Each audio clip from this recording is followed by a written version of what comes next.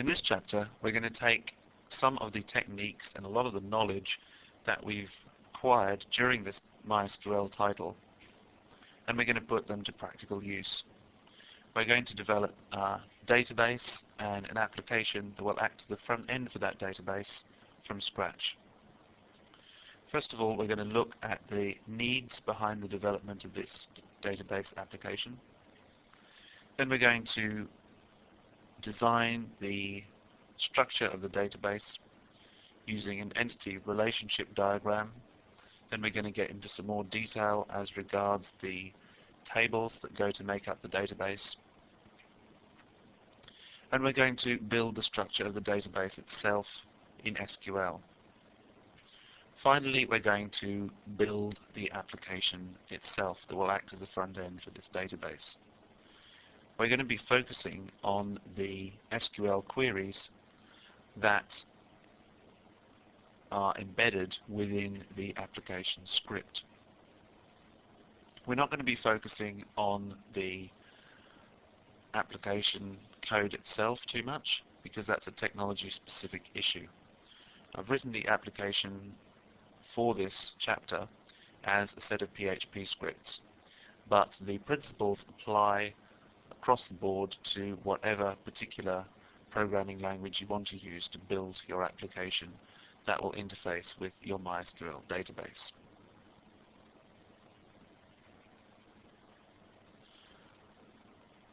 First of all, let's take a look at the needs that are behind our application's development.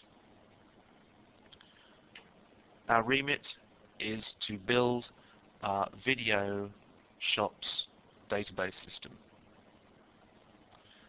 Now this is a small video shop that rents out videos to its customers. That's its main business. That's what we're going to be focusing on. So what does this particular video shop need from a database? Let's sketch down a few ideas.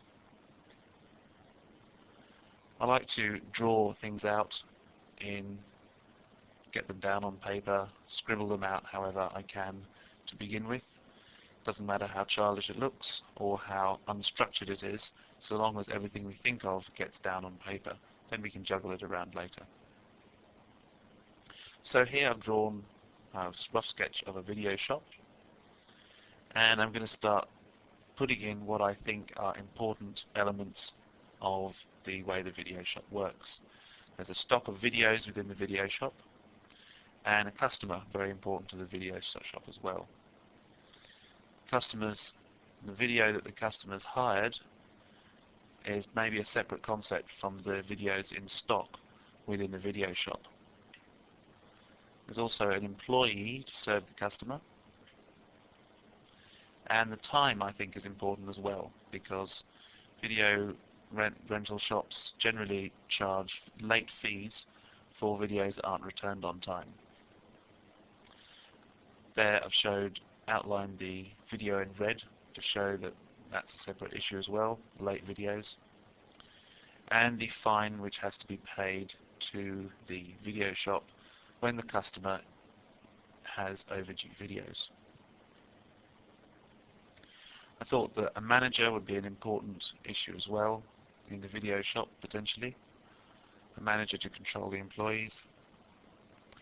And I also finally thought that an important functionality of any video shop system would be to locate specific videos based on a small amount of data. So if a customer comes in with a query, then the video system should be able to suggest movies that would be to that customer's taste.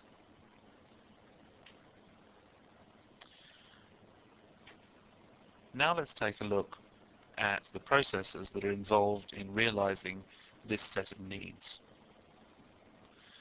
I'll split this up into tasks, just a set of tasks that have to be carried out by the application. I'm not worried about how it's doing it at the moment, just these are the things that need to be done. The first thing that the application needs to be able to do is register that a customer has checked out a particular movie. And of course, when the customer returns the movie, that should be marked as well.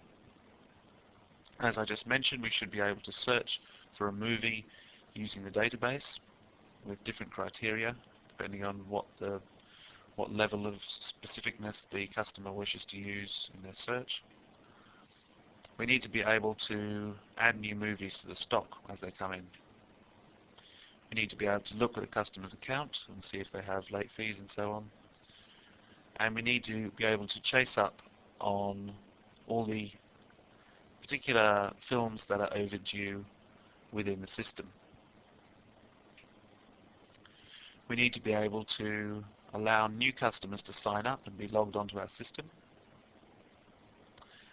And a couple of extra items here would be to add and remove staff members. Immediately after noting down these two tasks, I immediately thought that this should be something that only the boss would be able to do. And therefore, we need to be able to have the boss logging in as a different kind of user. So perhaps that introduces another element, the user of the database, which some will have other different privileges from others.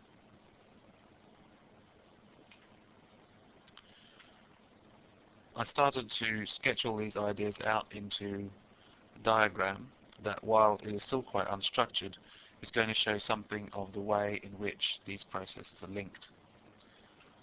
First of all, we log in. Once we've logged in, we get to the main area of the site. We should be able to access the customer's account from here and look at what videos they have on their account. They should be able to take videos out and check them back in. The system should automatically be able to see if the videos have been put back in late and charge the customer accordingly. There should be a facility on the system to note that the customer has paid when they have, so that the employee can register that fact. We should be able to create new customer accounts from the application as well, and to add new videos. We should also be able to find a particular video based on a customer request, and we should be able to log out again as well, so that we can log in as a different user. We should also be able, if we're the boss, to hire and fire the employees, that is, removing or adding them from the system. Now that we've looked at the main set of objectives for our application and our database, we're going to look in the next movie in some more detail at the initial design for our database structure.